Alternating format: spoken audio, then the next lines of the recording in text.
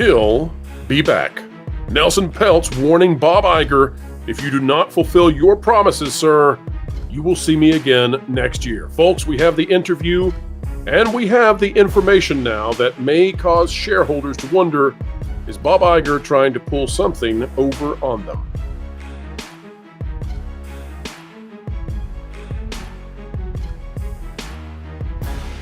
Hello, ladies and gentlemen, boys and girls of all ages, backgrounds, all of God's babies out there. We're glad to have you and glad to have Jonas J. Campbell back again for video number 2 today. Jonas, welcome back. So good to be here. Should I just set up residency? I've got my toothbrush in the car. Well, it's so busy right now that, it's just nonstop news breaking. And let's get to it. Right here, folks, this is not the kind of source you would typically expect for us to go to, but we need to because the mainstream is too busy talking about Iger vanquishing Peltz to pay attention to what's actually being said. This is out of Sports Pro Media, not the place you would think we would go to, but we will. And link is in the description. It's talking about Disney looking to bundle other streaming services to Disney Plus and then point to that apparently to say there's a profit. So here's what it says. Disney has struggled to ensure its streaming business stays profitable. Well, it's not. It's never been profitable. But the company has managed to reduce its losses since Iger returned as chief executive. For the first quarter of the 2024 financial year, Disney said its direct-to-consumer losses had narrowed by nearly $300 million compared to their prior quarter, with the goal of reaching profitability by the fourth quarter of this fiscal year. Now, folks, we've talked about this. We're going to keep talking about it because it's so important. Disney, up until yesterday, Disney had always said Disney Plus would be profitable by the end of this year. Now, that line has changed, and it's all of Disney's streaming platforms combined will be profitable. This article is talking about Iger now saying that apparently they're going to integrate ESPN into Disney Plus, and Hulu was just integrated into Disney Plus. What does that mean, Jonas? Well, it means that promise that they would make Disney Plus profitable is only going to be achieved by pumping these multi-billion-dollar platforms that they've invested billions and billions into straight into Disney Plus, and then use the profitability of Hulu to try to say, oh yeah, Disney Plus is making money now. Yeah, when in fact, Hulu is duct taped to this thing.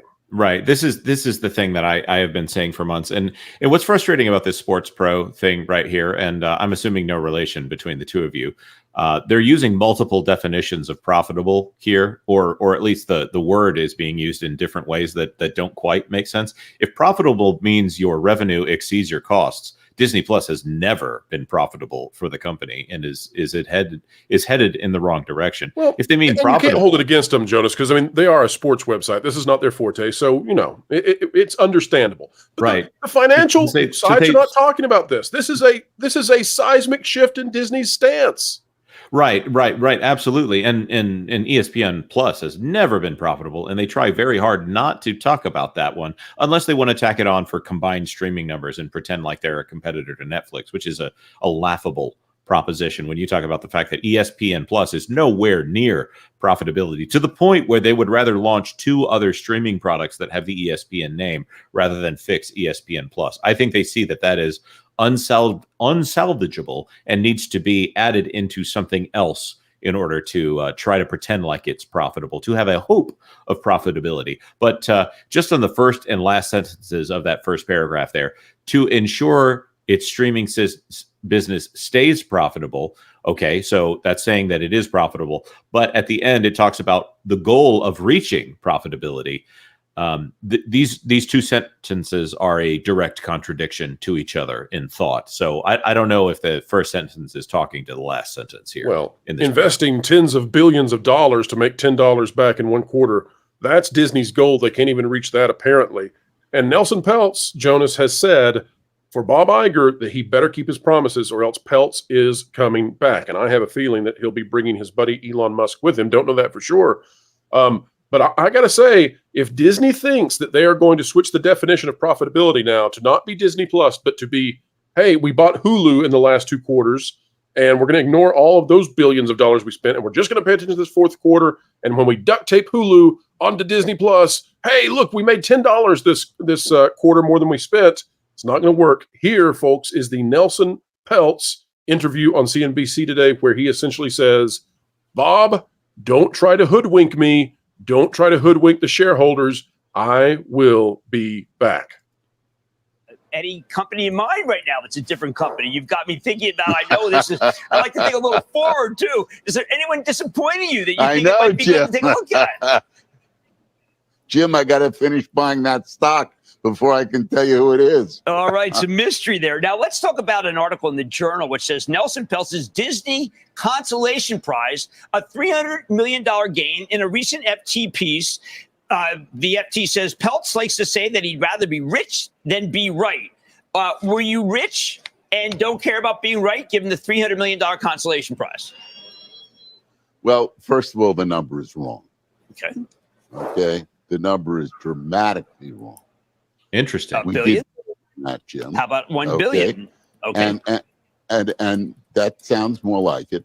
And the fact is that we have an obligation to our investors. Okay, we have to make returns for our investors. Jonas, the headlines all over the web are that Nelson Peltz has been vanquished. He's suggesting here, and Kramer is joining in, that there was a profit for Trian of something like $300 million to $1 billion in profit. Don't know where that number is going to be. Let's put it at 400 to 500 million to be reasonable. So if it's 400 to 500 million dollars in profit through this proxy war, how in the world can that be perceived as a loss or a failure by Peltz? Right, and if we go back to the Pepsi battle where he came in with something like 250 million, these are ballpark figures, and left with more than $1 billion. We're valued at more than $1 billion when he left the company. I would love to lose in the way that Nelson Peltz loses. Please sign me up for that.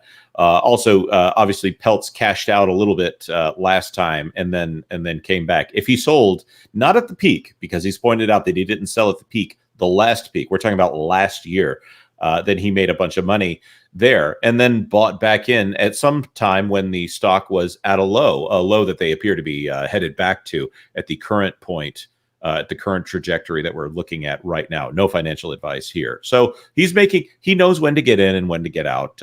He's a lot smarter than the comments from Bob Iger would seem to indicate that he is. And maybe smarter than those who tweet from their parents' basement late at night to their 12 followers about how ridiculous all the rest of the people who support him Peltz are. But just take that to note, folks, but continuing on. And then once we get on a board, that obligation moves to the board. But until we get on a board, we have to do what's right for our investors. And I think we've done right for them in terms of our investment in Disney. And that's what I say. I mean, if Bob's got to take it from here. Did you, after getting ISS, were you surprised, meaning you had a proxy advisor say that you were the guy that should be on, were you surprised that some of the index funds actually voted against you?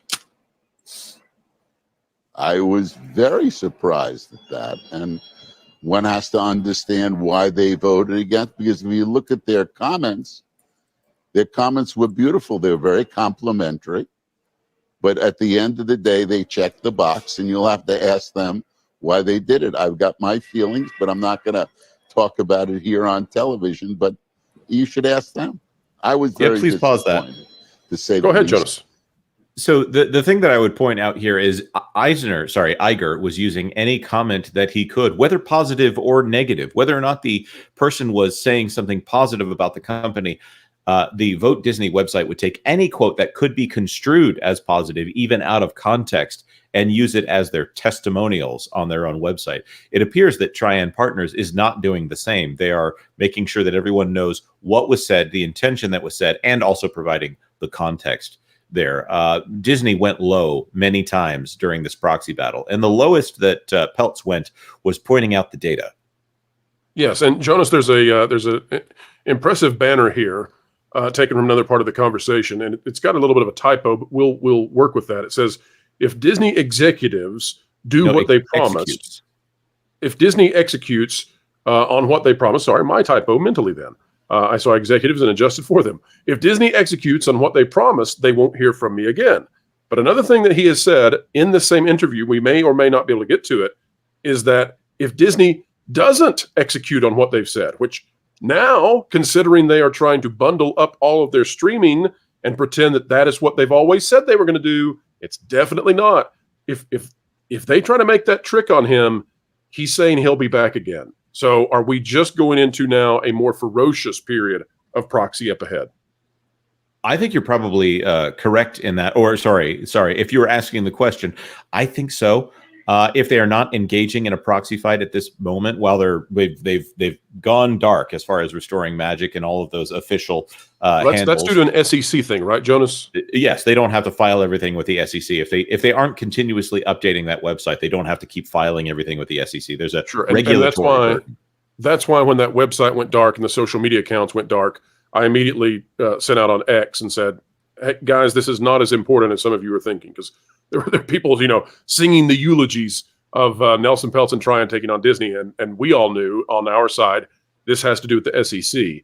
Once the proxy's over, you got to cut ties because you don't want to keep filing this stuff, right? And the proxy can return, but that's why that happened. So if he came out and said anything after that closing bell or whatever we want to call it, then that would be construed as something that needs to be filed with the SEC, and it adds an extra burden for them. And that would have been prepared beforehand. It wasn't Nelson Peltz going, "Oh no, oh my goodness, I guess I'll turn off the website now." That was something that was prepared beforehand, positive Absolutely. or negative. They won the proxy fight. That website was going dark. So I don't think that's a deviation from the plan in any way. Continuing. That after the beautiful comments and after the good meetings we had with them, they decided to vote against us. I want to be sure about this. So in other words, you met with some of the index funds. There's only a couple very large ones. Did they say that they would vote for you and then change their mind? They didn't, and I didn't say that. They didn't say that they won't tell you whether they're going to vote for you when you meet with them, but they were seemed very happy with our meeting, seemed very positive about the answers we gave. I want to insert here very quickly. So it's not these institutions. I think then we would get from Bob Iger. Bob Iger has pretended like this entire thing is just a distraction, and that he's even said that Nelson Peltz is engaging in this proxy fight specifically because in mind right now, it's a distraction. I find that fascinating, of course, that the Disney company has never admitted to making a mistake. If they would fire a person and blame them before they would actually admit to a mistake. So I think that Nelson Peltz is being honest here. I do think he's coming back, by the way. I think that maybe in looking at this, those conversations went really well, and then Bob Iger came in and all that stuff that he liked to pretend like they weren't engaging in too much extra action because of it. I think that Bob Iger maybe came in with some of that Disney magic and convince them to go the other way. I would love to know which specific ones went in favor of Peltz versus went for Bob Iger's slate of candidates. Absolutely. Just a little bit more of this interview, and then we'll wrap up, folks, with our thoughts. This, I think, is where you're going to get the big headline. And quit doing it. Now, what did you ask me, Jim? I did ask you whether you are happy with what the events are in terms of the stock price, and you will try or if you can speak for Ike Perlmutter, stay long the stock, given the fact that there are some changes that have been put through, or is this the end of this campaign and it's time to ring the register and move on? Well, first of all, I'm not going to discuss whether we're buyers or sellers here. I hope this is not a redo of last year where we pulled out, gave management a chance, and the stock went down from roughly 120 down to 79. Jonas, this is a very important point. Peltz is saying that the last time that the proxy ended, which was voluntary at that time, this time it's semi-involuntary because he lost the proxy battle for the board, but he could keep going. They're not. They're pausing it. SEC reasons, as we described. But he says it dropped from 120 to 79 last time. He doesn't want to see that happen again. Is that a particular jab because it is at 120 essentially now? Well, yeah, it was at 123 the morning before the earnings call started. And at the moment that it was announced that Nelson Peltz would not be getting on that board, it began a very sharp decline if we're just looking at the day or even the 5-day. And at the moment, it's down to 118. So $5 gone per unit there. And I hope for everyone's sake that it doesn't get down to 80 unless that means they're going to have change at the Walt Disney Company here. So, there's been a lot of people saying, no, it's definitely Bob Iger. It's definitely Bob Iger. Well, I would say if the stock price goes down, then I would say that would indicate that it was actually Nelson Peltz and the speculation around the proxy fight that lifted everything up. Well, and if Bob Iger is the one who made it go to 120, if that's their thesis they're making, then it's hard to see how it wouldn't be Bob Iger who makes it go down if that's what happens. And if it does, Peltz is back. Here's what he says.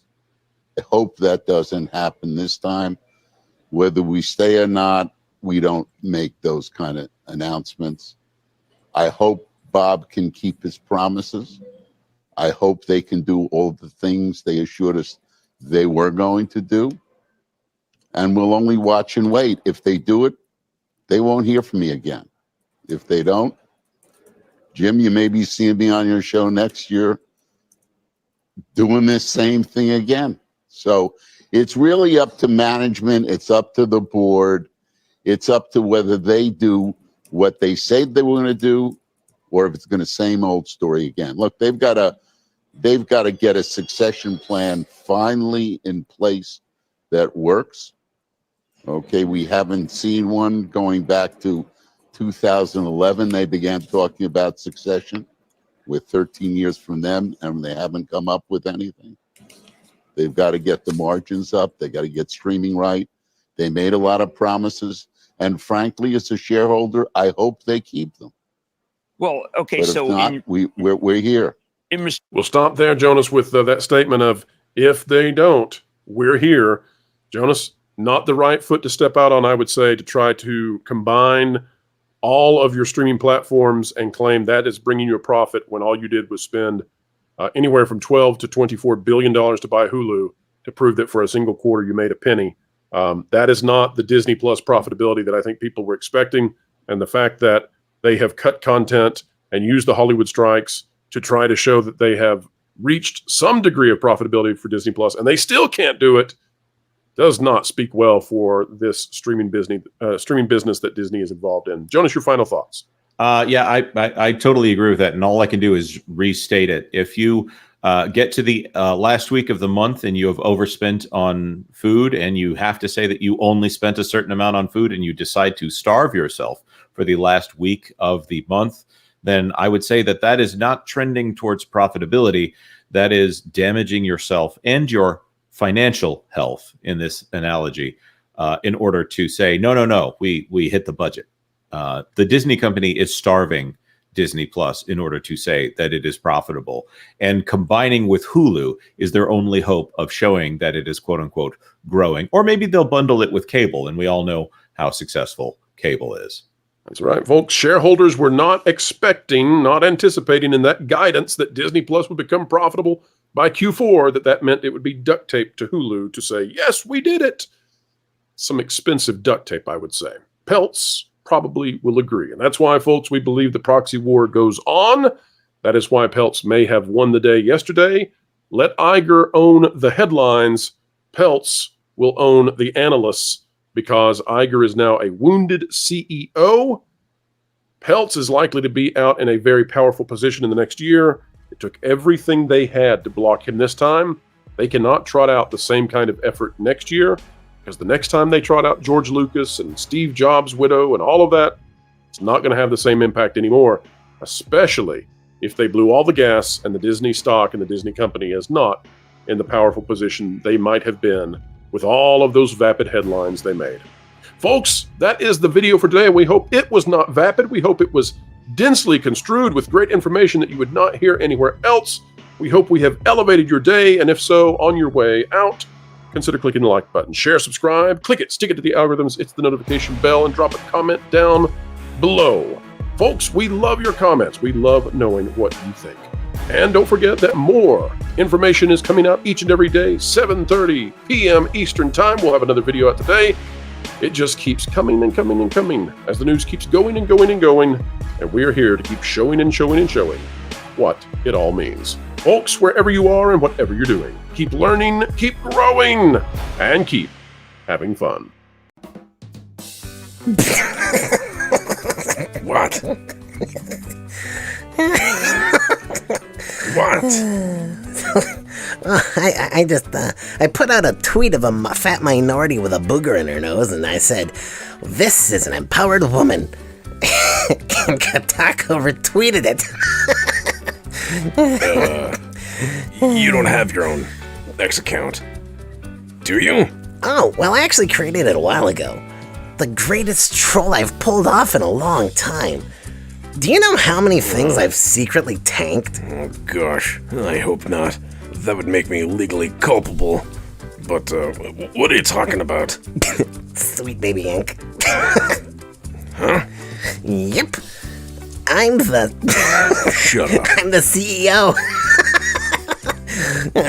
Yeah, no, seriously, look, this is my profile picture. Everyone's just AI. It's great. I'm so excited to gaslight everyone and see what they're gonna like next because they think it's socially obligated. Wait, so you're... No way, you're Yep. the CEO of Sweet Baby Inc.? Maybe. But first, you should see the jewelry company I created. We're gonna get sued. Oh. It's gonna be good.